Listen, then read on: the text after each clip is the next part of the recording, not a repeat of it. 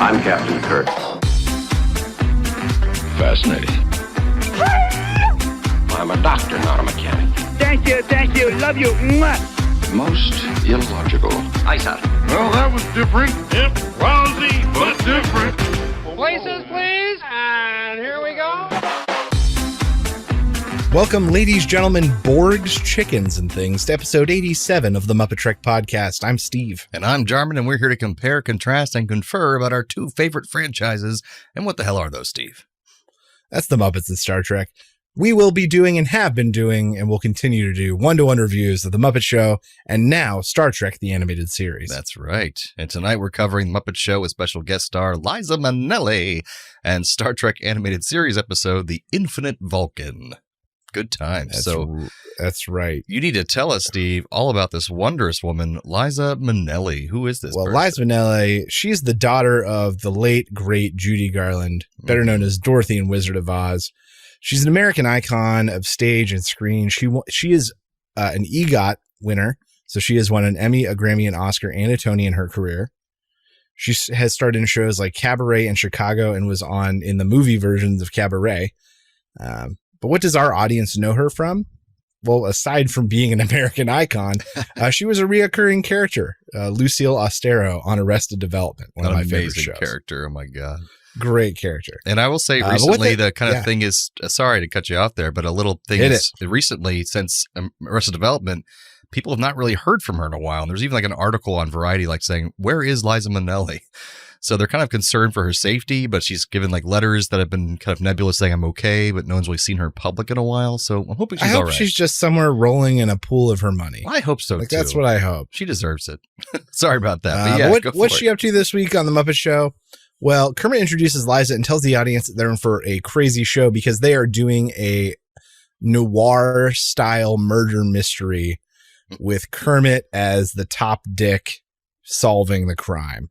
Liza comes in as the damsel in need into his office. She found a note warning that they needed to close the show or everyone was going to die. But Kermit's on the case. They go to the Majestic Theater. Kermit's asking some questions. He becomes suspicious of Liza's understudy, who's being played by Miss Piggy. Liza performs Copacabana. It starts sad and then explodes with Liza in like a crazy scandalous dress and then devolves into violence and then suddenly a disco number. It's great. Backstage, Fritz, the director, gets shot as Kermit starts asking him some questions and starts getting close to an answer. Gonzo perks them up with the song Great Day, saying that Fritz would want the show to go on. And it's a lively number with everybody dressed as angels flooding the stage. It's kind of crazy and out of nowhere. Luckily, Patrolman Bear, played by Fozzie, is assigned to the case, and Scooter reveals that everyone hated the director. Scooter is then killed before he can reveal who the murderer is. Liza saw the hand that threw the knife, though, and Kermit goes to investigate.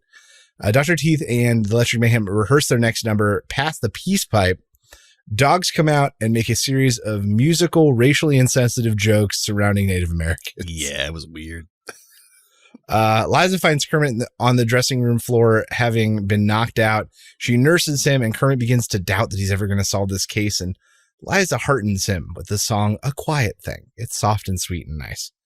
Down in the canteen, Bear on patrol is still on the case, but he isn't getting anywhere. Everyone that's eating the food at the canteen is poisoned, including the Swedish chef. Kermit gathers the remaining cast and crew on stage. Liza's about to reveal the murderer when the lights go out and she is stabbed and dies illustriously.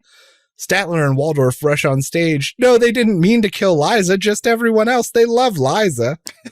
Bear on patrol takes them away. Liza stages a final number of Everything's Coming Up Roses. Scenery is flown in, and Liza's joined by a cavalcade of Muppets holding roses. Kermit thanks Liza one last time. Liza wants to keep her trick knife, and that is what we call The Muppet Show. So, Jarman, what did you think of this week's episode of The Muppet Show with Liza Minnelli? I thoroughly enjoyed this episode, and oh yeah, I know it was missing a lot of our standby elements and sketches, but it felt almost like a mini Muppet movie in its own way, like with its own story within a story, like totally self-contained. You could watch this with not watching any other Muppet Show episode. I also think Liza did a terrific job. I was even commenting throughout, because Joe Lee was watching it with me, that like she is so committed to this, taking it completely seriously, more than I think any guest I can remember. And she never once kind of like is half-assing it or like jokingly talking to the Muppets. No, they're real people to her. She's looking at them like they're real actors that she is engaging with. And then, of course, her performances were, over the top and fantastic, and Broadway, and the mystery plot was engaging and funny. I don't know. Yeah. What did you think?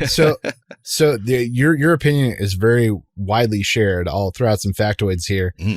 This episode, the director was nominated for an Emmy Award for Outstanding Direction. Oh, wow. Did not win, but nominated. And John Hawkins won for Outstanding Video Editing. Won the Emmy for this episode. And the Murder Mystery Writers of America awarded this episode the Raven Award for Outstanding Achievement in Mystery. Wow. That's great. So like a lot of people agreed. Now, what I will say is while this was a very good episode, it's not indicative of what the Muppet Show is. True. So if anything, mentally, you're right. I have it kind of in its own category, like a little movie, but it's hard for me to see this as a Muppet Show episode. Like, yeah, I guess it would be hard in the end for us to give this like the first top spot of season 3, or is it season 4 we're in now? I can't remember. We're in season 4. We're over halfway through season 4. Yeah, because like you're right. It's like its own little thing. But I easily give it like number 2 because I feel bad giving it number 1 because it's so different from anything else. Yeah. But I can tell you right now, this is like right at this moment, this is probably top 3 in season 4. Oh, me too. Absolutely. I mean, especially what really sells it is just Liza Minnelli was playing it like Leslie Nielsen in Airplane. Like, you take this totally seriously. And I mean, there's obviously silly parts where she winks at the camera, but it's written in and she takes it, acts it very well. And isn't just, there's so many guests that kind of like, I'm with Muppets right now. This is funny. Even if we like them, she was like acting with other actors. I thought that was so cool. So yeah, it was. Yeah. And she even comes back for Muppets Take Manhattan playing herself. Oh, I forgot about that. And also like takes herself very seriously. And if anything, I don't know if I've ever actually seen this episode or maybe once long ago. So I'm like thinking about her cameo in Muppets Take Manhattan now, and it's even better. Nice. Well, to rewatch knowing how much she poked fun of herself in this film, in the show. And she sings an Ethel Merman song. Ethel Merman Standby. Oh yeah. It's really funny to hear because I feel like Broadway now has very much, not say flatlined, but kind of come into line. All Broadway singers now have kind of the same sound. Yeah. Broadway female singers have that same like, yeah, it's going to be great. Same thing with guys. It's all coming into this like middle range where everyone's kind of expecting to sound the same. But she's from an era on Broadway where you could have a crazy distinct voice. Nice and weird. Yeah. And be an alto and have a career. Well, same thing with basses. You could be a bass and have a full career as leading men. Right. But there aren't any leading men. Look at Robert Goulet. Yeah, exactly. Jerry Orbach, there aren't any leading man basses anymore. So it's just funny to see, once again, just someone from a different era before Broadway had standardized, so to speak. Yeah, it's true. And it's hard to, everyone kind of sounds the same, looks the same, but she's very different. She's unique all to her own. Let's talk about music this week in this episode that was so distinct. Copacabana. It's a song made famous by Barry Manilow. Manilow was actually a regular at the Copacabana nightclub in New York City. The song ends with Lola drinking in the club, which is now transformed into a discotheque. And that's actually what happened to the Copacabana in New York City. Yeah. It turned into a discotheque. Great Day. It's from the musical by the same name from the late 20s. The show only ran on Broadway for 29 performances, but this and 2 other songs were major successes for like the next few years, though the show really kind of flatlined. A Quiet Thing. This is from 1965 musical Flora the Red Menace. That's the musical that put Liza Minnelli on the map and was her Broadway debut. Ah, okay. Everything's Coming Up Roses from the musical Gypsy. This was also performed by Ethel Merman on her episode of The Muppet Show. I like Methel Berman better. Methel Berman. That's my new Star Wars character name. I'm a Rhodian named Methel Berman. Methel Berman told me you would come. Oh God. So, Jarman, what did you think was the best Muppeteering moment of this episode? It was hard to pick for me because there's a lot of cool stuff. If I was going totally technically, I'd say Great Day was pretty impressive, where they all kind of ascend and they're on this scaffolding, and there's a bunch of Muppets all at once, and they have to not show underneath them. So a lot of like different ways of camera tricks to do that, but it was pretty impressive, even though it wasn't my favorite song of the episode. I'm going to give it to, so when Kermit goes into the dressing room after the knife has been thrown, he's wandering in the dark, and he like trips and falls and lets out a squeal. And it was so sudden, and the mood was so good of him in the dark. Like they set the mood of this whole episode, and it was so eruptive that it caught me off guard that I laughed out loud, which does not happen all the time in the Muppet Show. True. And it was enough that I rewound it and rewatched the moment like 2 times. I laughed out loud a moment before that, like where he said, and they always play that music when it gets dark. That always creeps me out. I'm like, yeah, it's hilarious. It was a really funny episode. But they set the mood so well that the players, you know, you're absolutely hit it right. The episode was serious noir, and then you get Minnelli playing it serious and playing it hard, and then all the Muppets just being Muppets in this thing. Exactly. Oh, so good times. But good episode, if it even was an episode. Own little mini movie, basically. Yeah. So, Jarman, what happened on this week's episode of Star Trek, the animated series? So this week we have the Infinite Vulcan. The Enterprise goes to explore a newly discovered planet called Phylos to see if it's eligible for Federation colonization. But while there, Sulu finds this walking plant that's adorable, so he picks it up and he's stung and poisoned by it. And I think it likes me, Captain. And it was cute. But if he falls down immediately, and Bones says he's going to die within a minute if they can't find a way to save him because all of his antidotes aren't working. And just then, these alien beings that look like they evolved from plants appear, and they are immediately able to save him with an antidote. And their leader, Agmar, tells the away team that their civilization was nearly wiped out by a disease brought to the planet by a Dr. Stavros Canicilius. Something like that, who, as it turns out, was a doctor who survived the eugenics wars back on Earth in the 1990s, back with Khan and all that jazz. But they'll find that out later. The away team is then told that these plant people are a peaceful species, and they take the away team down to their headquarters, where they're then ambushed by these flying plant creatures. And Spock is stolen away by one of them. And just then, a giant Dr. Canicilius appears and says, "You must return to your ship, and Spock belongs to me now." And for some reason, he's not wearing a shirt. So Canicilius has apparently survived for centuries by cloning himself over and over and passing down his consciousness to each new clone through his magical machine that he's made. And since he's been out of the loop for a long time, he thinks the galaxy is still a war-ravaged place that needs saving like it was during his original time, and he plans to enforce peace on the galaxy by making an army of giant Spock clones, that's why he took Spock away, that will go across the galaxy in the Phalosian ships. And he's already put Spock's consciousness into a giant Spock clone, just as big as him, 29 feet apparently, and Spock has been left lifeless and dying as a consequence. His consciousness is gone. Spock's brain's missing again. Apparently, the only reason the plant people sided with Canicilius is because they had a similar goal back when he arrived on their planet to make the galaxy peaceful, but he accidentally killed the majority of them with his disease, so he had to help them. So the giant Spock clone is only slowly gaining the consciousness of Prime Spock, so it doesn't quite know what to do yet. It's kind of staying there confused. And Kirk tries to convince the Doctor and the plant people that the galaxy is now peaceful because of the Federation, and this is now unnecessary, but the Doctor doesn't believe him. Meanwhile, Prime Spock is dying, but finally they're able to reason with Spock too as he slowly gains his consciousness, and he does a mind meld with Spock Prime to copy over his consciousness back over to Spock Prime. And now both Spocks and Kirk are then able to convince the Doctor that the galaxy is fine, and Spock too will stay behind to help the Doctor rebuild the Phalosian plant people civilization instead. And that we have our episode of the Infinite Vulcan. So Steve, what do you think of this episode? So some things I liked. I love the little walking plant. I know it ended up almost killing Sulu, but I just thought it was cute. I love, and this is more not necessarily this episode, but I love all of the unconventional aliens that we're getting to see that we would never be able to see on the original series. Mm-hmm. Would not be possible. I like the original. I don't know if we've seen like a botanical origin species before this point. So I thought that was really cool. No. Yeah.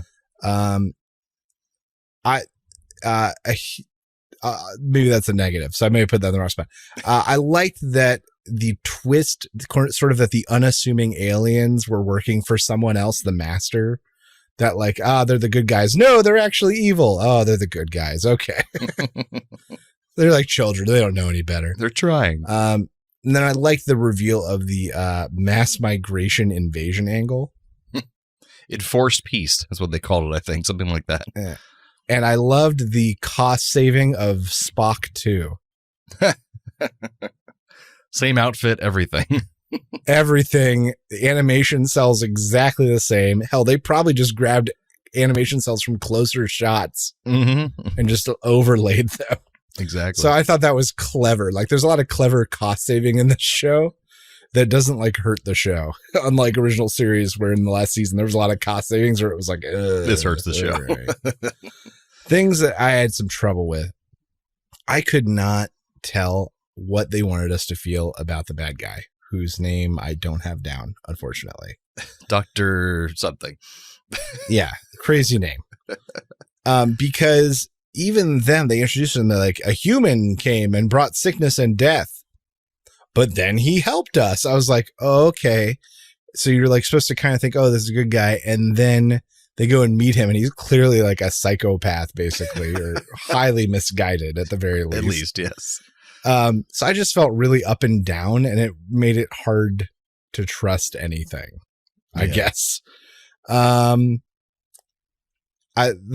has about a minute to live. Like, how the hell would McCoy know that? The machines are that precise. Yeah, only has a minute to live, Jim. The fuck are those dragon things? Yeah.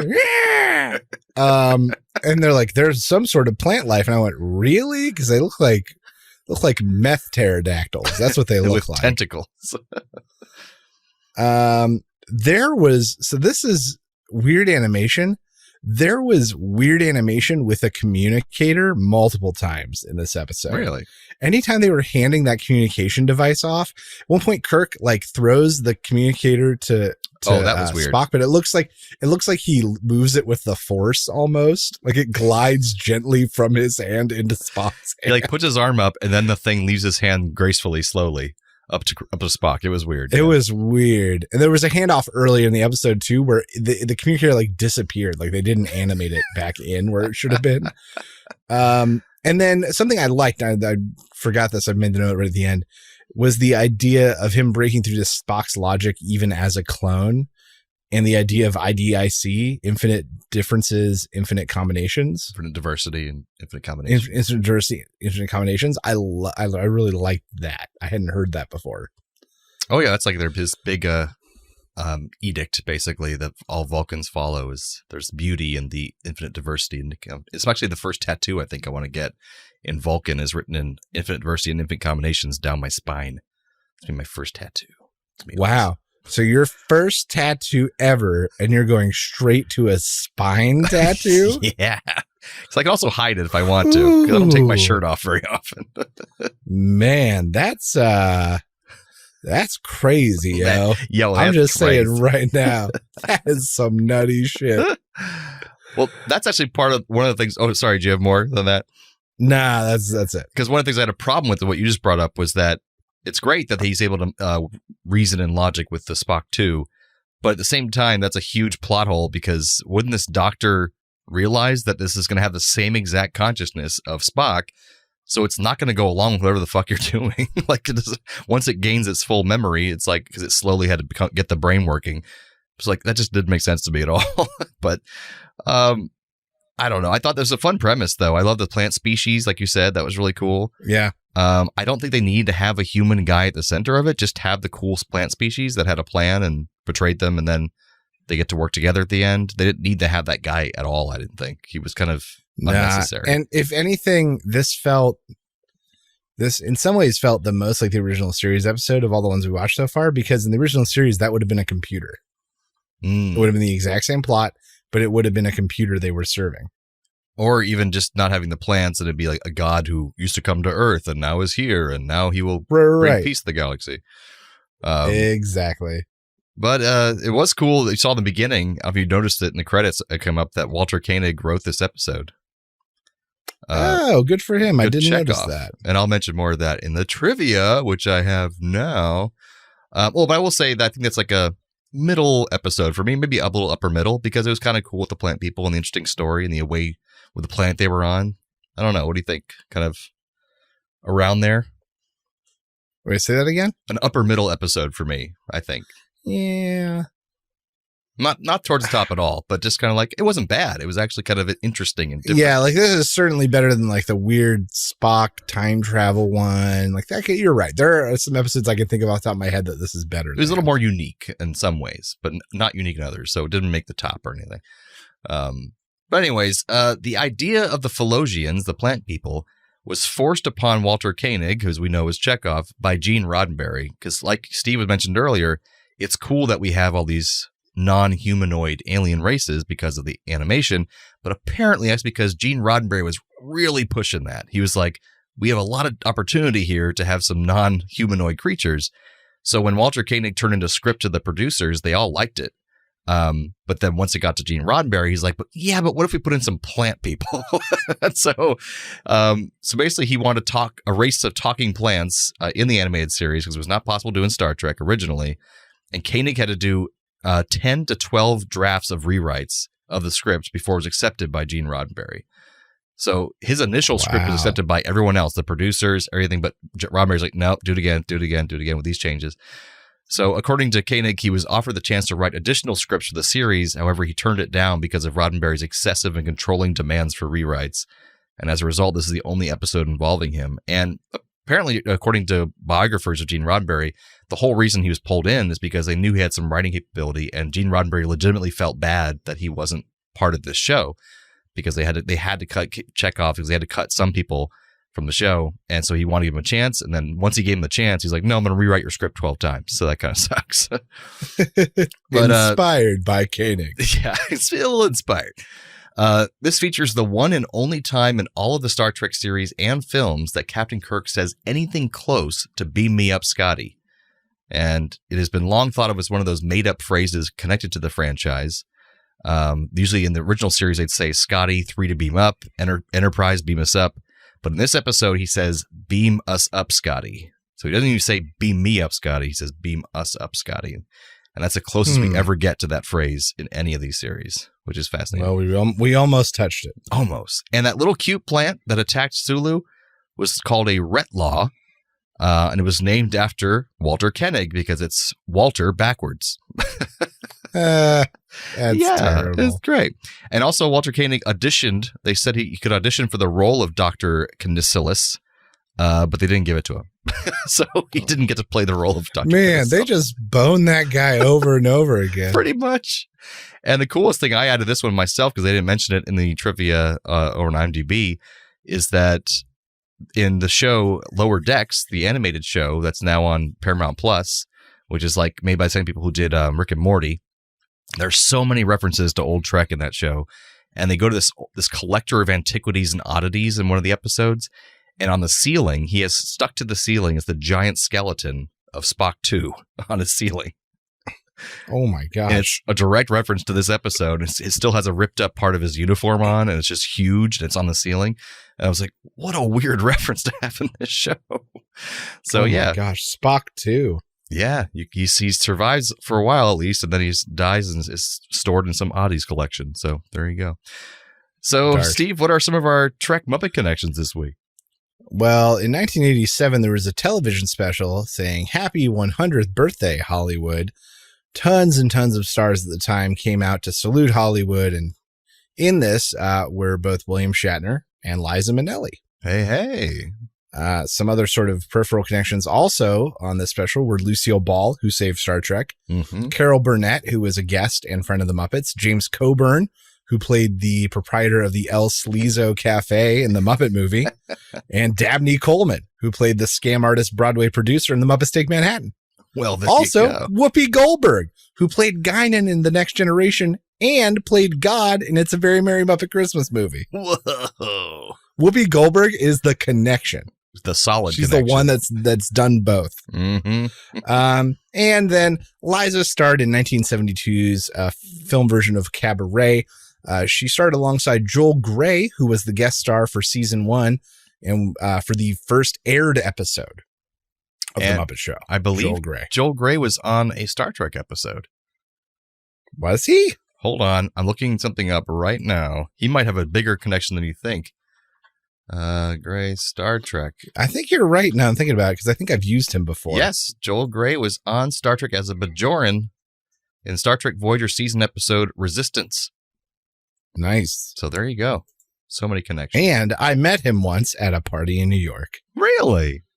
Just hanging out? I think I've probably told this before at some point, but my sister-in-law, Sarah, used to work for a woman named Agnes Gund, who's like, you look her up. She's got a Wikipedia page. She's really old money, Agnes Gund.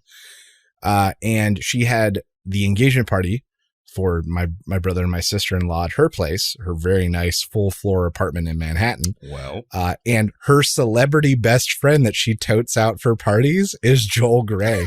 Totes him out for parties. Yeah. Like I went to 2 parties at her place in like the 3 years that we were there.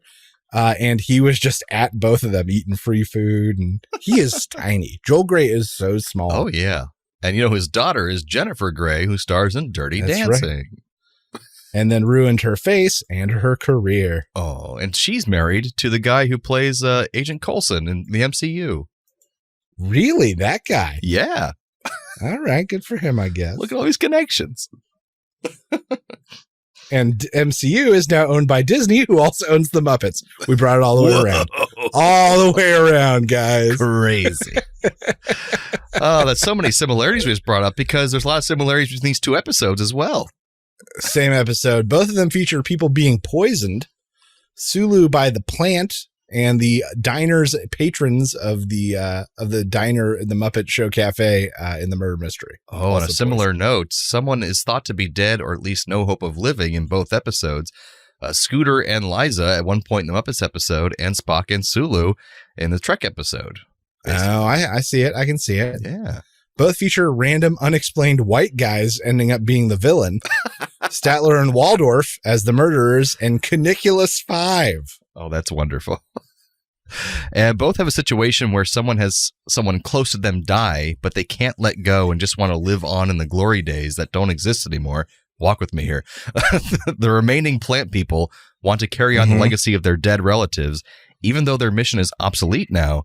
And the woman character in Copacabana wants to live out her glory days even after Tony is long gone and the world has moved on to disco. I can see it. It's a long walk, but I got there. I can see it in my heart. Oh, God. What's that? Transporter malfunction.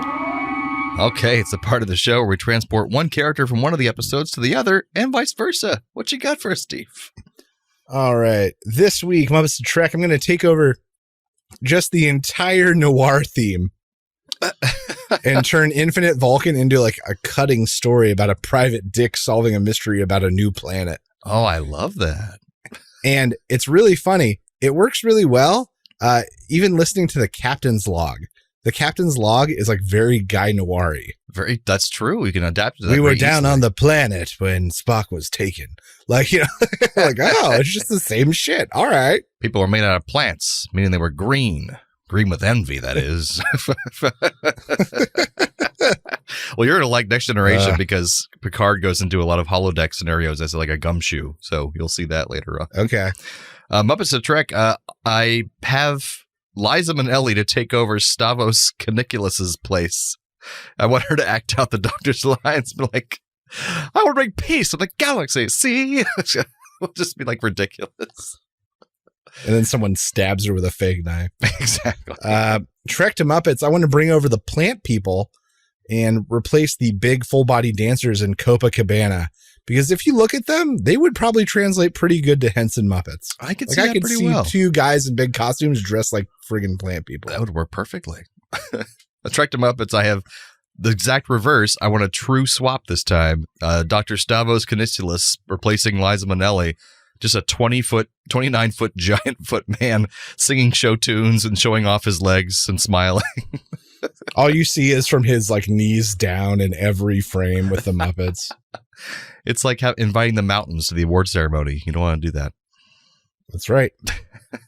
Man, good callback. That's right. That brings us to the end of episode 87 of the MuppeTrek Podcast.